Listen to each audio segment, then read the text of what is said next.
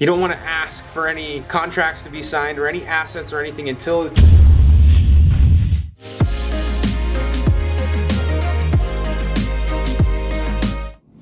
Hey guys, in this video, I'm going to smash through a couple of reasons I see a lot of people fail when it comes to collecting money from your new customers and actually bringing them in and getting them as clients. So we just went through our entire onboarding process here within my agency. We did a little refresher course strategy session and broke down the main key components of what happens after you get off the phone or email and you close a deal. The things that are going to stop you from actually losing that deal, because that happens a lot of times, right? Where you get somebody to say, sure, let's go ahead with that project, and you don't ever hear from them. You don't actually get paid. The deal never moves forward. That happens to people a lot. So in this video, I'm going to show you how our process works in your favor so that that doesn't happen, so you can stack the deck in your favor, and also the other components in regard to moving the project forward and the process that we go through with respects to onboarding, because there is a lot that you can do, there's a lot that you can do wrong, and through trial and error and a lot of experience, this is the process that we have found to work the best. And I'm going to break that down for you right now because it was great for all of us here in my team, in my office, to get a refresher on that. So number one, here's a scenario. You get off the phone. This could be an email, this could be a direct message, but you get off the phone with the customer prospect and they say, great, Nick, let's go ahead, build me that website. Let's use a website as an example of the project. But you can use this scenario with any project. Doesn't matter if you're doing SEO, running ads, reputation, you just post on social media, it doesn't really matter. But you just close a sale or a deal for a business that needs your help. So the next thing that we do, the most important thing, so let's say we're here and we're closing a site. And you may not even be able to see that very good. I'm just kind of re-highlighting everything so you can see it again because I have it all mapped out here. But you close a website, right? That's your job. The next most important thing that you need to do is you need to get a deposit, or you need to get all the money. You need to collect the money, because until you collect some sort of money from this customer, they are not actually a customer. They are just a lead or a prospect.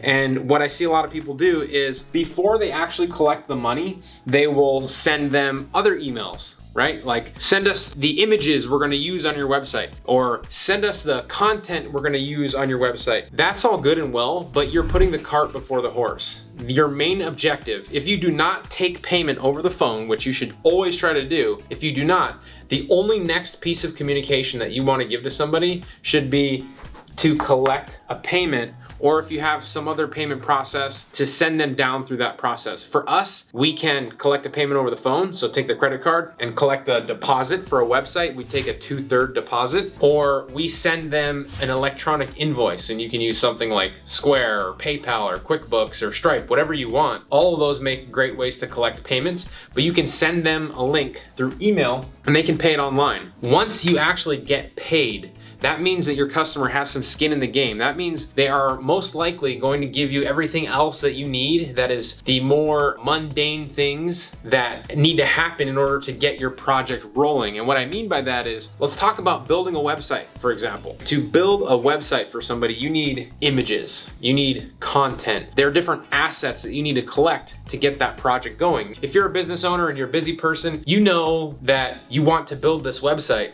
But let's think about that for a second. You probably don't want to do all the legwork to go get the images together, the website content. You're busy, you don't know how to do all that stuff, and you haven't really thought that through. And me being the consultant, like, I don't want to remind you of how much time that's going to take. I actually have solutions on how we can make that an easy process too. But again, I don't want to start telling you that and overwhelming you with that until you put some skin in the game. So that is why I take the payment first before I ask for anything, before I get any other assets or anything we need. This goes for doing SEO, doing reputation, all of those services. It doesn't matter. Get paid first, get the deposit, then you can send your service contract. Then you can send any other contracts and stuff that you need to send in order to get this deal finalized. If you're using contracts at this point, you might just be getting started. You might just be a freelancer. You might not even really have any formal contracts. You can still just get to the deposit, get money up front, and then start working through the assets. The second step for us, this is number 2, is where we get our service agreements and any other contracts signed, right? So again, for us to do that, we use Adobe Sign, which is kind of like, if you've heard of Photoshop, it's the same company, Adobe, right? Where we have our contracts written up there and we send them electronically to our customers and they can sign it. There are other tools that you can use. You can use Square. I just saw that they have a new contract feature that looks pretty good. I haven't tried it yet, but it looks pretty good. I'd probably use it if I was just getting started. QuickBooks has one. Adobe Sign is great because, you know, they keep really good files and archives. That's what I really like about it. And it's really easy to use. The other one you can use is DocuSign, right? So that's the next step. You don't want to ask for any contracts to be signed or any assets or anything until you get some skin in the game. So that's why we always ask for the deposit first. Now, after they sign the agreements and all that, and you get locked into whatever it is you need to get locked into, some people don't really need to get locked in anything. You just need to have a place to start something in writing so nobody gets lost and you have a clear scope of the project from the beginning,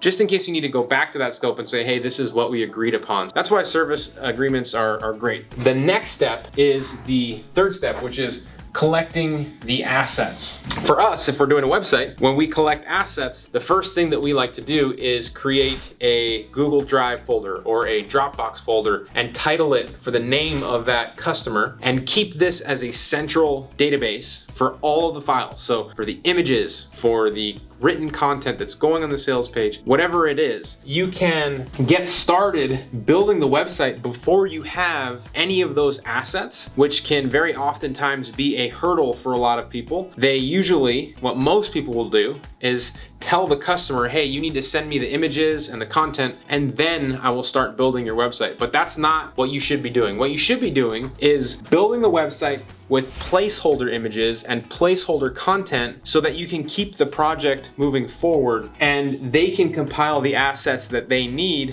while you're doing that. And you can just change those images, change out that content later, and you can at least get the project moving forward. So that's a little pro tip there. Always build with placeholder content and images if you don't have the final stuff. Alternatively, two great things, I'm gonna give you two resources here that you can use to get those items if your customer is a busy business owner and they don't have the time to get images or take photos, have a professional photographer come in and take photos of their business. What they can do is they can go to a site like depositphotos.com, which is a stock photography website, and they can create an account and save a bunch of the images that they like, because there are hundreds of thousands of great images on all topics and industries and niches, and they can go to that site and save the ones they like and give you their account information, and you can go ahead and download those images and you can use them on the website, and that will give you a beautiful looking website without having to hire a professional photographer or those people. And again, when they do, if they do, you can always go out and change those later. That is a great way to get started with that. And then the other thing you can do is go on a site like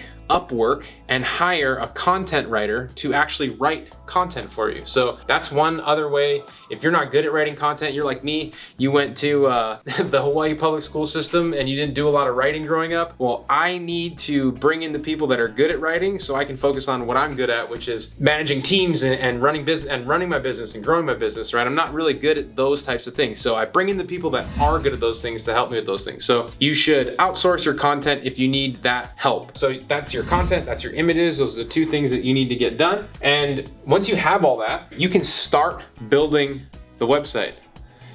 That's our lead phone. That's our office phone that's going off right now. It's probably a lead coming into our business. The only interaction that phone gets is when someone's calling it in their lead, basically. So that's good. It's a little later in the day, so I'm not gonna take it right now, but I'll probably go take it after this video, because the best time to follow up with a lead is as soon as possible, while it is fresh in their mind, while they are ready to make a decision. It's difficult to call that person back tomorrow and say, hey, remember when you were all interested in building this website? Well, let's do it now. Like, they might have lost their nerve. So you always want to follow back as quickly as possible, but I'm doing this video for you, so don't say I didn't ever do anything for you. If you've got any good content so far, smash the like button so my video gets pushed out to everybody, and subscribe to my channel if you haven't already subscribed, because I always put out awesome content just like this, from running my business to growing my business to implementing SEO to ranking websites and running different types of advertising campaigns for local businesses. So make sure you do, and let me know in the comments below that you subscribed so I can can welcome you to the channel. Now, the final step, right, when you get step 1, you get the deposit. Step 2, you get your contracts or whatever signed, the nitty-gritty stuff. And then 3, you get the assets. Then you can start building your website. Or if you're gonna outsource the building of a website, then you can bring in a project manager or an outsourcer to start building that website for you. And one way that we manage that project, especially when you get tons of projects coming in, is using a tool called Asana, spelled like this. And you can use that tool to create a board where you can create little cards for each one of your customers. And you can keep track of the stage that they're in and what assets you have and what you need from them and create checklists. So that's a project management software that you can use. And I highly recommend you start getting in the habit of using a project management software if you start to get more customers and clients, especially if you bring them on pretty quickly. And that's the process, right? That's how you onboard and start the build of a website. And again, you can apply that to any service across the board. I have a couple more steps here, which are pretty straightforward, right? You want to engage the fulfillment. That's what I already talked about. Hire somebody to build the website if you're not going to be building it yourself. So you can find somebody to help you do that. Number 3, you want to update your client at some point and say, hey, just checking in. Just want to let you know your project is on the way. We're already working on it. It's looking great. You know, we're really looking forward to sharing it with you. Just doing that little thing, that little check-in. People love that. Communication goes a long way, especially if you're building websites. Most people, they have a bad experience with someone helping them build their website, which is why they're finding somebody else to build them a new one, usually. So just by having good communication can go a really long way with your customers and clients. And at the end, you have your delivery, and that's where you give them the project and you collect the final payment. For us, we usually collect 2/3 down for websites, so 66%, and then you collect the remainder once you give them the website or migrate it live. And if you don't know how to migrate a website and move it off of wherever you built it, like on your computer, you can hire somebody to help you do that as well. So I know that if somebody is brand new and you're watching this video, there might be some things that I touched on that you're not familiar with, and the higher level people that are already doing great in their business, I might have shown you some things that you didn't really know. If either of those two are you, please let me know in the comments below. And if there are some other things that I talked about here that you want me to break down even more, I'm happy to do that. Just let me know in the comments below. Again, like the video, subscribe to the channel. Thanks so much for watching this video, and I hope you got something out of it. Take care, everybody. Work hard and stay humble.